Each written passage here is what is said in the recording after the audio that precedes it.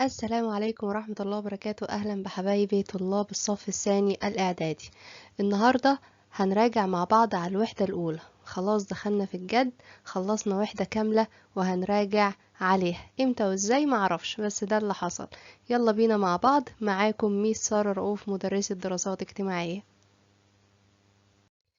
سريعا مع بعض هنراجع على الوحدة الأولى زي ما قلنا، اللي كانت بعنوان الملامح الطبيعية لقارتي آسيا وأوروبا.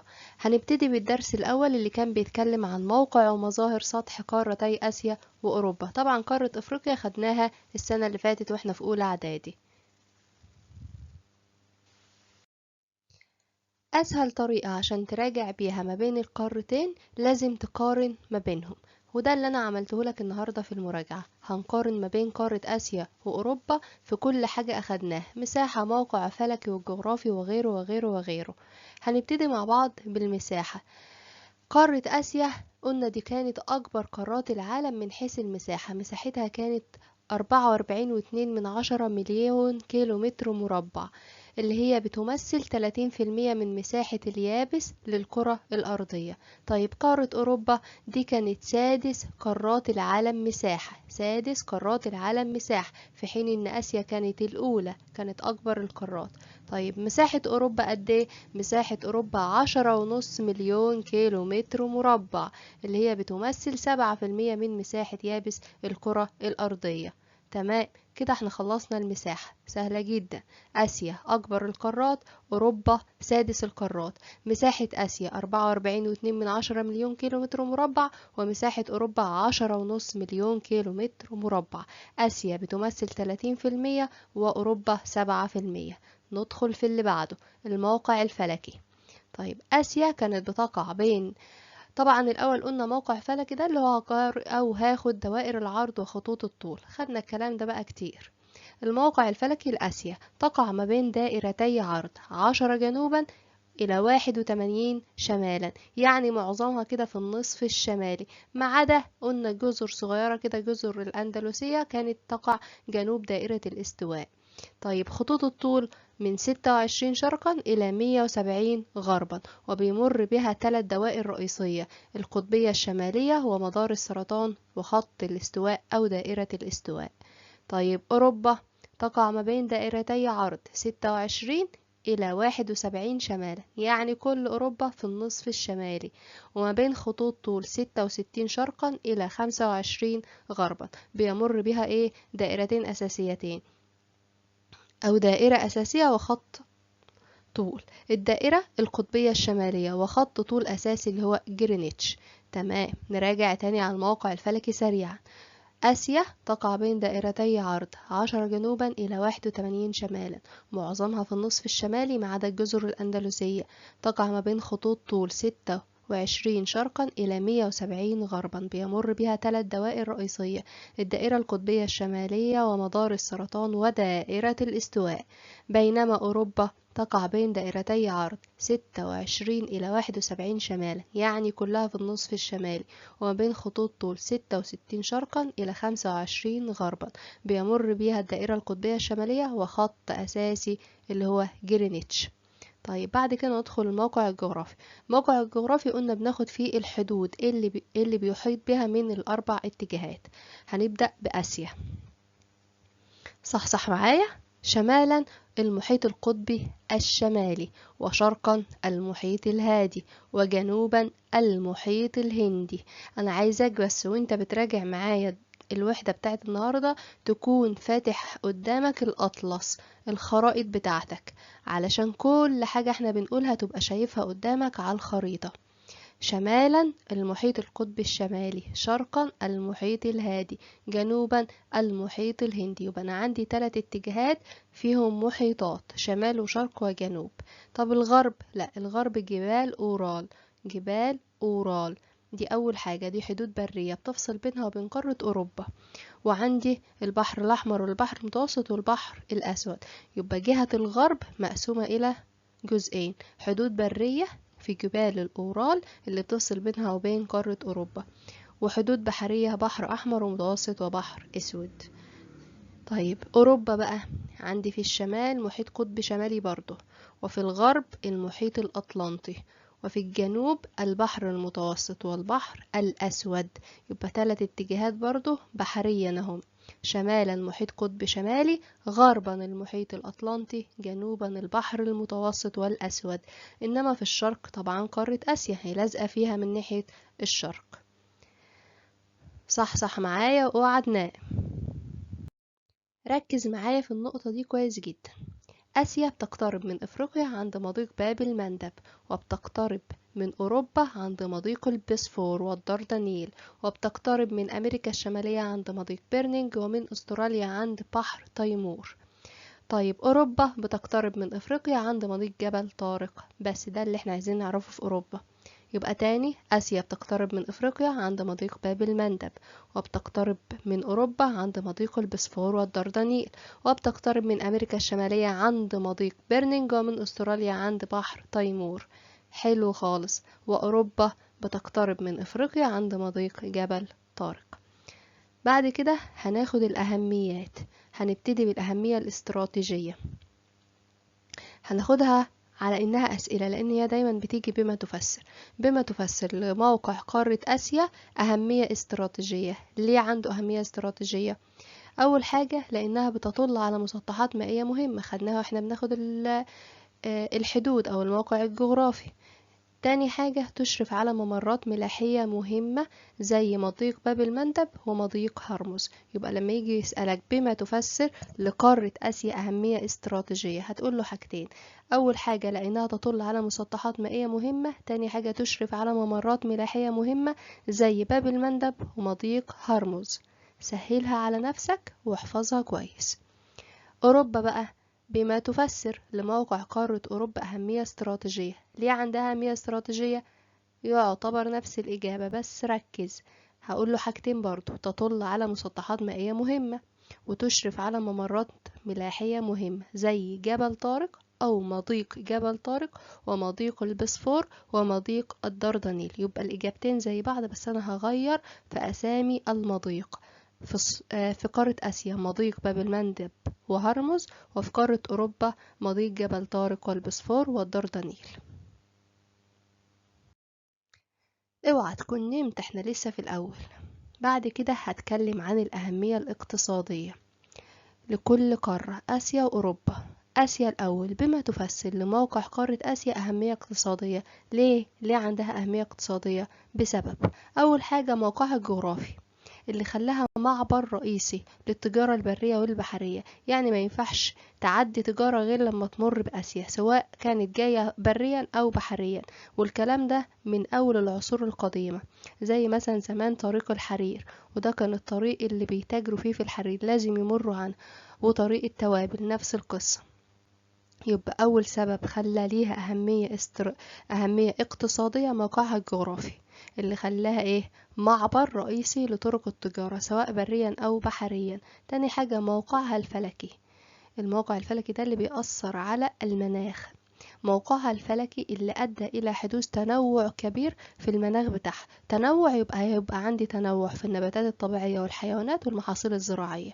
يبقى عندي سببين خلوا لآسيا أهمية اقتصادية: أول حاجة موقعها الجغرافي، تاني حاجة موقعها الفلكي.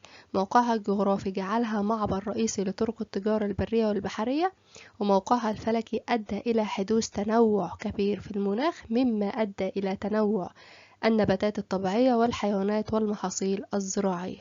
بعد كده هتكلم عن أوروبا بما تفسر لموقع قارة أوروبا أهمية اقتصادية. ليه؟ برضو سببين: موقعها الجغرافي اللي خلاها عندها سهولة في التواصل الاقتصادي بينها وبين قارات العالم. يبقى أول حاجة موقعها الجغرافي اللي ساعد على سهولة التواصل الاقتصادي بينها وبين قارات العالم. تاني حاجة موقعها الفلكي اللي ساعد على تنوع برضو مناخها.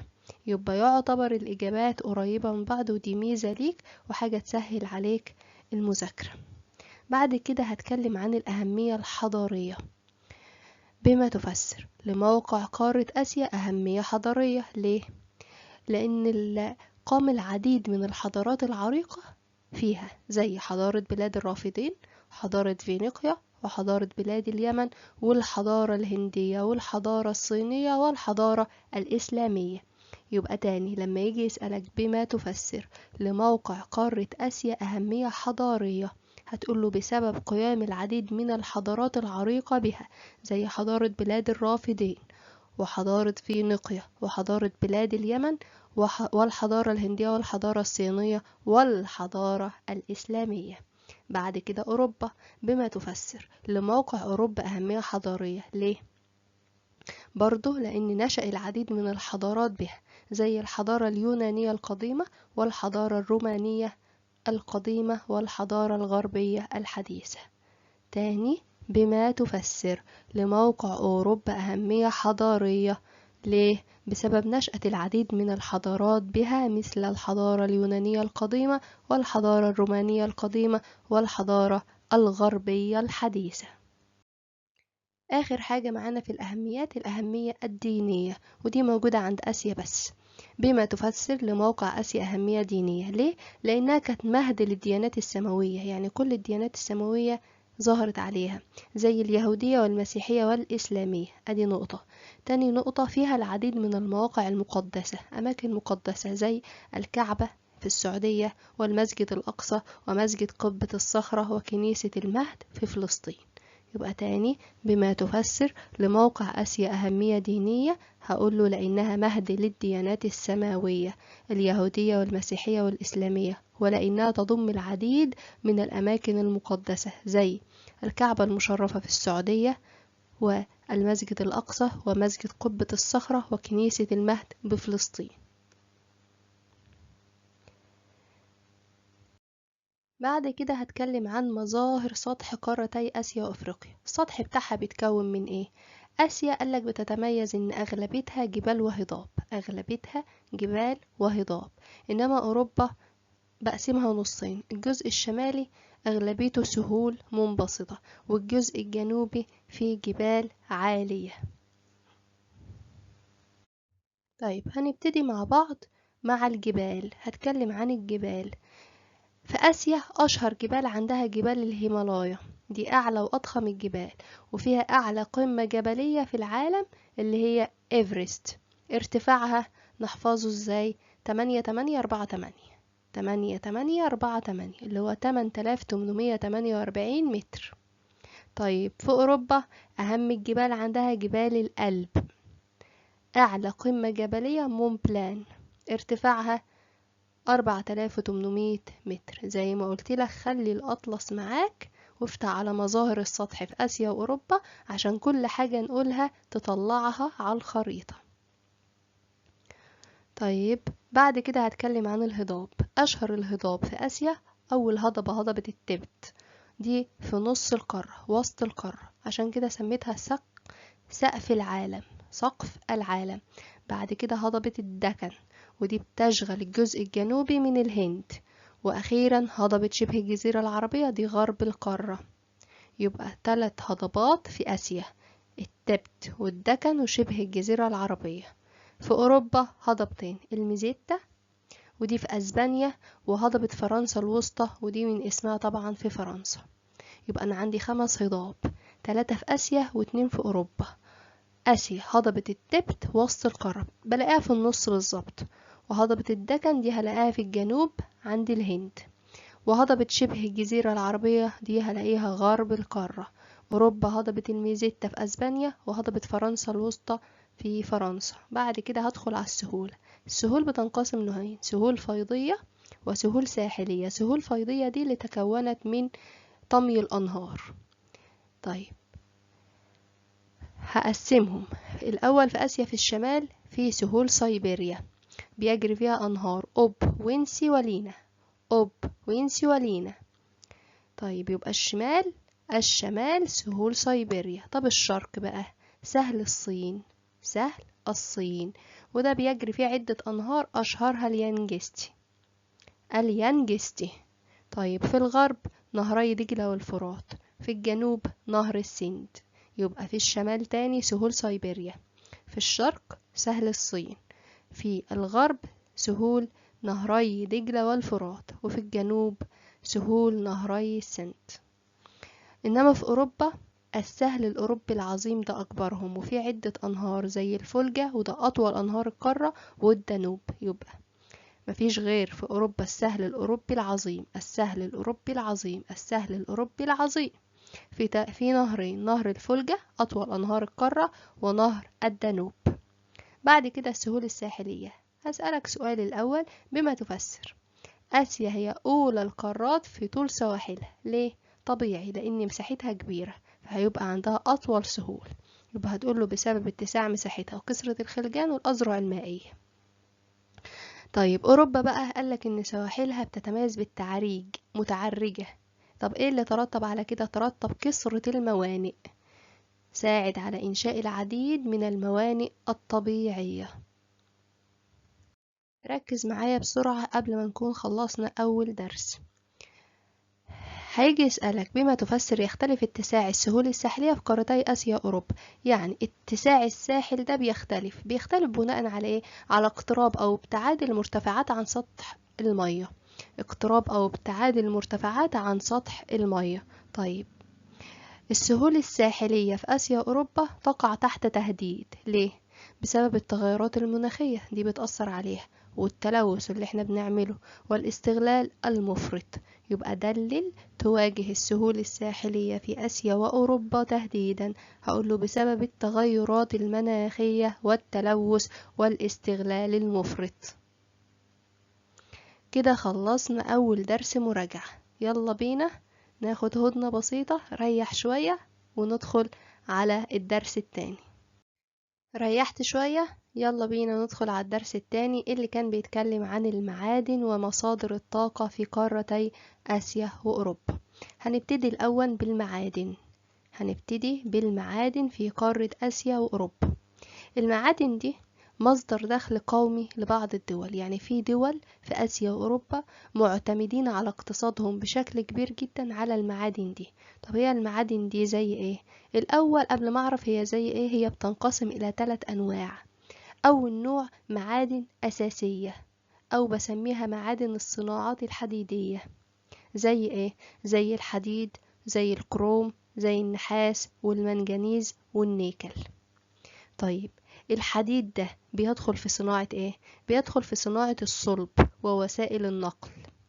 طيب الكروم بيدخل في صناعة الحديد والصلب والطوب الحراري. النحاس بقى بيدخل في الصناعات الكهربائية والأسلاك، السلوك بتاعة الكهرباء. طيب المنجنيز بيدخل في صناعة الصلب وبطاريات السيارات الكهربائية. السيارات اللي هم عاملينها جديد عشان يوفروا في الطاقة، هو بيدخل في صناعة البطارية بتاعتها. طيب بعد كده النيكل بيدخل في صناعة محركات الطائرات، وبرضه بيدخل في صناعة بطاريات السيارات الكهربائية. علشان كده هو أحد المواد الخام الحرجة يعني اللي مش متوفرة كتير. تمام؟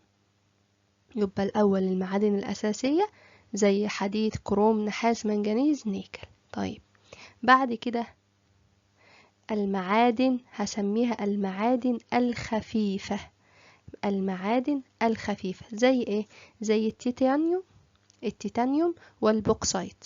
التيتانيوم ده بيدخل في صناعة هياكل الطائرات والصواريخ والأجهزة الطبية. يعني الهيكل الخارجي للطيارة بصنعه من التيتانيوم، وكذلك الصواريخ وبعض الأجهزة الطبية. ليه بصنعه من تيتانيوم مش من حاجة تانية؟ لأنه بيتميز بخفة وزنه، خفيف وصلب، الصلابة بتاعته عالية، يعني مش بيتطبق بسهولة، قوي رغم انه خفيف، ودي ميزة. مقاومته الكبيرة للتآكل، مش بيتآكل. يبقى بما تفسر يستخدم التيتانيوم في صناعة هياكل الطائرات والصواريخ والأجهزة الطبية. هقوله لأنه يتميز بخفة وزنه وصلابته العالية ومقاومته الكبيرة ضد التآكل. تمام. امال البوكسايت ده ايه؟ البوكسايت ده بيدخل في صناعة الألومنيوم. تمام. البوكسايت بقى فيه حاجة عنده عايزة أقولها مهمة جدا، معظم إنتاجه في المناطق المدارية. علشان كده المدارية ده اللي هو مناخ اسمه المناخ المداري، ده موجود كتير في آسيا، مش موجود في أوروبا بصفة كبيرة. عشان كده البوكسايت بيقل جدا في أوروبا. ليه؟ بسبب عدم توافر المناخ المداري اللازم لتكوينه، هو ما بيتكونش غير في المناخ ده. تمام. آخر حاجة المعادن الاستراتيجية أو النووية. زي ايه؟ زي اليورانيوم. بستخدمه في ايه اليورانيوم ده؟ بيستخدم في الصناعات النووية، بس يعني بصنع منه النووي. تمام.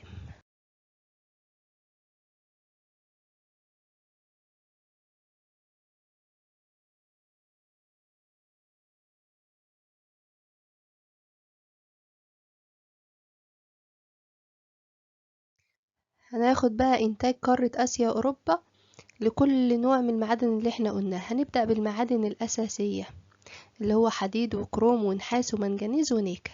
الحديد، آسيا بتنتج لي ثلثي الإنتاج العالمي، ثلثي. أول الدول عندها في إنتاج الحديد هي الصين. طب أوروبا بتنتج نسبة صغيرة، 6.5% من الإنتاج العالمي. أكبر دولة بتنتج عندها حديد هي روسيا. يبقى الحديد آسيا ثلثي الإنتاج، أوروبا 6.5، آسيا الصين، أوروبا روسيا. طيب الكروم برضو آسيا بتنتج ثلثي الإنتاج، عندها دولتين مهمين في إنتاج الكروم، الهند وتركيا. أوروبا 6.5 برضو من الإنتاج العالمي. مين الدولة اللي عندها بتنتج كروم؟ فنلندا، فنلندا، فنلندا. تمام. النحاس، آسيا بتنتج خمس الإنتاج العالمي، وبرضو الصين أولى الدول في الإنتاج عندها بالنسبة للنحاس. 10% من الإنتاج العالمي بتنتجه أوروبا من النحاس، أولى الدول هي روسيا. المنجنيز بتنتج آسيا 13.5% من الإنتاج العالمي، وعندها الصين والهند. بينما أوروبا بتنتج 2% من الإنتاج العالمي، وعندها أوكرانيا. دي أهم الدول اللي بتنتج المنجنيز في أوروبا. آخر معدن النيكل، آسيا بتنتج ثلثي الإنتاج العالمي، أكبر الدول إنتاج فيه إندونيسيا. بينما أوروبا بتنتج 10% بس من الإنتاج العالمي، وأولى الدول عندها في إنتاج النيكل هي روسيا. الحاجات دي للأسف لازم تحفظها كويس جدا، ملهاش أي حل غير الحفظ، لأن هي بتيجي دايما في الاختيارات، ولازم تكون حافظهم كويس عشان ما تتلخبطش بينهم. حديد، كروم، نحاس، منجنيز، نيكل. حديد وكروم آسيا بتنتج ثلثي. حديد عندها الصين، كروم عندها الهند وتركيا. أوروبا بتنتج 6.5 و6.5 من الحديد والكروم. الحديد روسيا، والكروم فنلندا. النحاس آسيا بتنتج الخمس، خمس الإنتاج العالمي. مين أكبر الدول؟ الصين. أوروبا 10% فقط، وأهم الدول عندها روسيا. المنجنيز 12.5 بالنسبة لآسيا، و2 فقط بالنسبة لأوروبا. الصين والهند عند آسيا، وأوكرانيا عند أوروبا. النيكل آسيا بتنتج الثلثي برضه، وأهم الدول أندونيسيا. بينما أوروبا بتنتج 10% فقط، وأهم الدول هي روسيا. بعد كده هناخد إنتاج قارة آسيا وأوروبا من المعادن الخفيفة. قلنا خفيفة عندنا 2، تيتانيوم وبوكسايت. التيتانيوم آسيا بتنتج خمسي الإنتاج العالمي، وأهم الدول عندها هي الصين.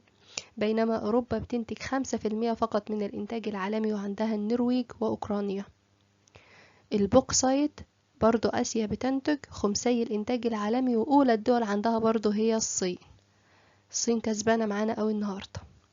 أوروبا بقى 2.5% من الإنتاج العالمي للبوكسايت في أوروبا، وأولى الدول هي روسيا. طيب إنتاج قارة آسيا وأوروبا من المعادن الاستراتيجية اللي احنا ما عندناش غير أصلا اليورانيوم. آسيا بتنتج أكتر من نصف الإنتاج العالمي لليورانيوم، وأهم الدول عندها كازاخستان. أوروبا 6% من الإنتاج العالمي، وأهم الدول عندها هي دولة روسيا. بعد كده هدخل على الجزء الثاني من الدرس اللي هو بيتكلم عن مصادر الطاقة في قارتي آسيا وأوروبا. عندي نوعين من مصادر الطاقة، مصادر طاقة أحفورية ومصادر الطاقة المتجددة. يعني ايه مصادر طاقة أحفورية؟ مصادر طاقة أحفورية دي يعني بحفر عشان أطلعها، دي أول حاجة. تاني حاجة بتتكون من بقايا الحيوانات الميتة تحت الأرض، زي ايه؟ زي الفحم والبترول والغاز الطبيعي، وهي مصادر غير متجددة، يعني لما بتخلص مش بتتجدد تاني. طيب مصادر الطاقة المتجددة من اسمها دي طبعا متجددة، بتتجدد على طول، زي الطاقة الشمسية والطاقة الكهرومائية وطاقة الرياح.